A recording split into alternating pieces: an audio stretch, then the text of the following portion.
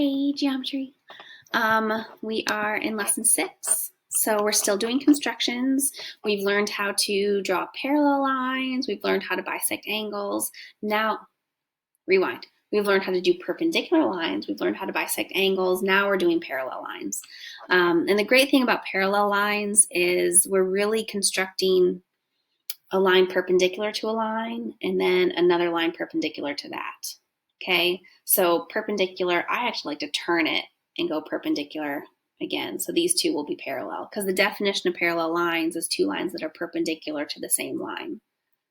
Okay, let's get into it. First of all, table talk, math talk, transformations. Each pair of shapes is congruent.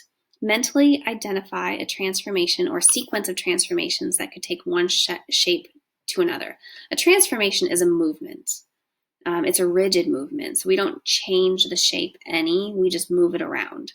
So if I look at P to Q, it looks like if I would take circle P and move it along this array and drop it off at circle Q, it's a transformation. It's actually called a translation, which the short word I use for that is a slide. Okay, I have AB and CD. Looks like I have a translation along ray BD, actually vector BD because it has an ending. So this is also a slide, which means that segment AB and segment CD are parallel, and that's how I mark things parallel. I put little arrows on them. So these are parallel, which is not the translation, which is not the transformation. Parallel. I started to say things as I was writing, never a good idea. So this transformation is also called a translation or a slide, and this one made two things that are parallel. Here, it looks like I rotate. I can either rotate like on a point. That's one way to do a rotation.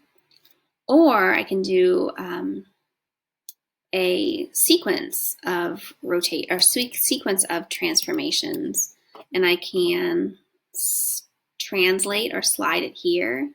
So that would be, I'd put E to K, and then I would rotate it on that point. So that could be a translation and then a rotation, or just a rotation, as long as your center of rotation is the right spot, which isn't anything we have to learn now. So this one again, so I can slide T to N and then rotate it. That's one way to do it. Or I can find the right center and rotate it. Okay, two ways to go. All right, so standing on the shoulders of giants. I don't know why that's called this. So here is line M and a point C, not on the line. Use a straight edge and compass to construct a line perpendicular to the line that goes through point C. So if you remember last lesson, let me move this down. I'm just going to draw up here because it's not important. I had a line with a point on the line. And first I drew a circle to give me 2 points of intersection. Then I drew another circle and copied it. That's beautiful, I know. And that gave me my perpendicular line through a point. Okay, that was what we did before. This is going to be the same. I'm going to draw a circle around C. It's beautiful, looks like an egg. Give me these 2 points. And then I'm going to draw another circle, which is going to be that radius and that radius. And that will give me my perpendicular line. But we're going to do that in GeoGebra because really.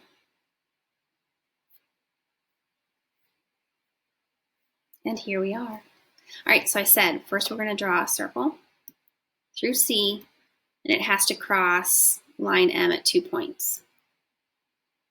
Then I need to show those intersections.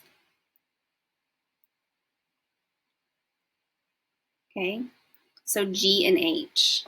Now, if I draw a circle, the distance from G to C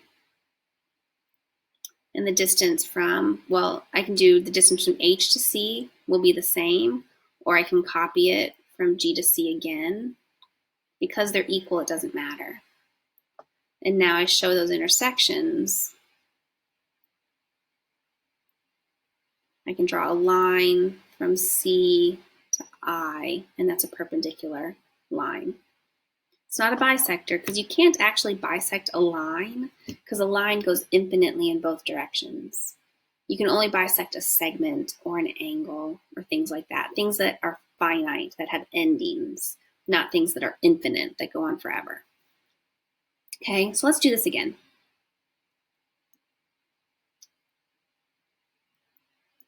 There we go. So if I draw a circle at C, it can be as big or small as I want, right? And I show that intersection of circle C with line M. Now I can draw circles with that radius and that radius. Show that intersection again. And then I can do, this will be a line perpendicular to line M. Okay? Now what's crazy is the next step is actually a bit harder, and I should have taken notes. You have to, like, if you think that this is simple for me, I was practicing before I recorded to make sure I could do it. And when I get to section 6.3, it's a little harder. Okay, this is where I wish I could take my computer screen and turn it, but it's okay.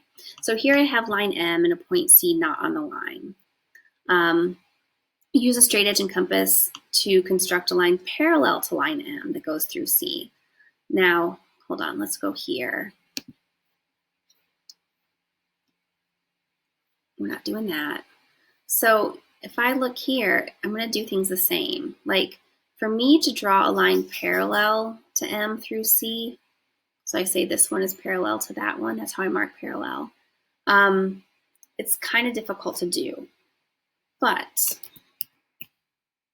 if I draw a line perpendicular through C, and then I draw a line perpendicular here, by definition, this line will be parallel to this line because they're both perpendicular to, let's call that line L. So if I draw a line L perpendicular to line M, and then I draw a line P perpendicular to line L, by definition, P is going to be parallel to M because they're both perpendicular to the same line L. It's okay. It's going to be fantastic. So let's try it. This one, like I said, is a tad bit harder. We'll do it more than once because this is the last thing we're doing in this lesson. So let's draw a circle at C and show those intersections. So first I'm drawing a line perpendicular to M.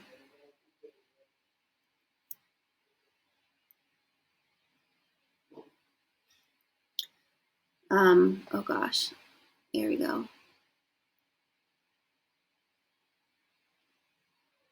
So here's my line perpendicular to M. Oh wait, I need that intersection, sorry.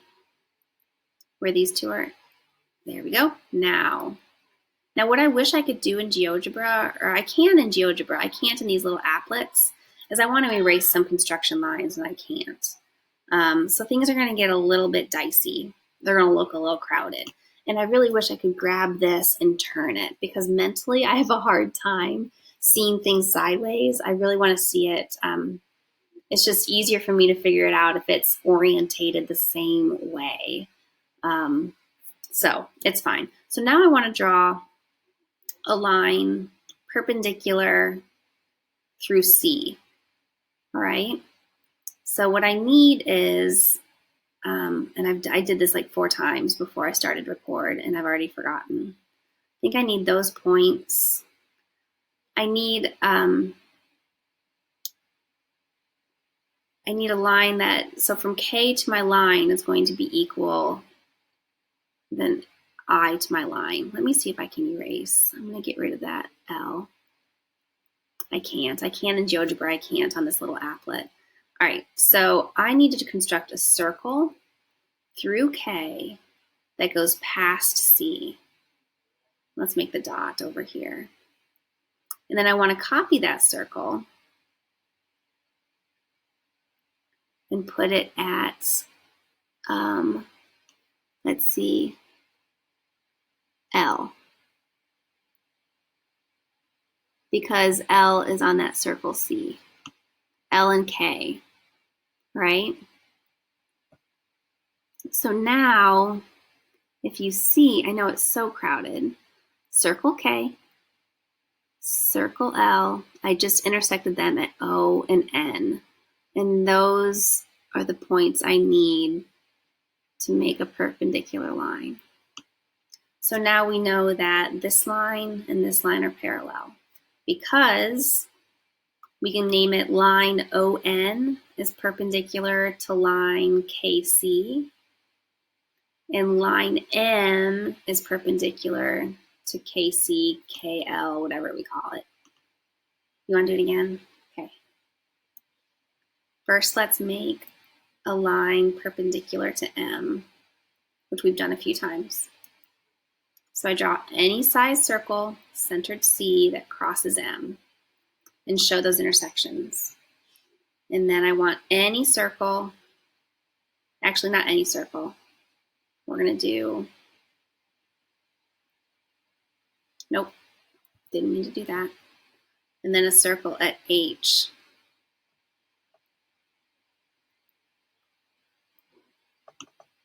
Show where those intersect. Now the good thing about these videos is you can always rewind and watch again. So I just made a perpendicular line. Now I want to make a line perpendicular to that one.